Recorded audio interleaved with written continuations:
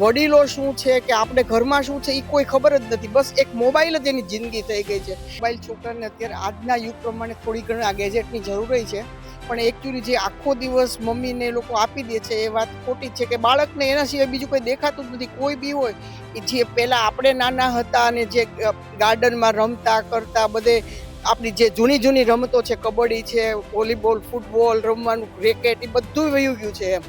પણ બાળકને થોડી આવી પ્રવૃત્તિ તરફ વાળવું જ જોઈએ કે એનો માનસિક વિકાસ થાય. આ મોબાઈલના હિસાબે શું થાય છે કે એને મોબાઈલ સિવાય કંઈ દેખાતું જ નથી કે એ કાંઈ કોઈ બહારની દુનિયા શું છે કે આપણા વડીલો શું છે કે આપણે ઘરમાં શું છે એ કોઈ ખબર જ નથી. બસ એક મોબાઈલ જ એની જિંદગી થઈ ગઈ છે. એટલે બને ત્યાં સુધી બાળકોને આપો તમે થોડી વાર, એ ના નથી, જમાના પ્રમાણે એ બાળકને દેવું જ પડે, કરવું જ પડે.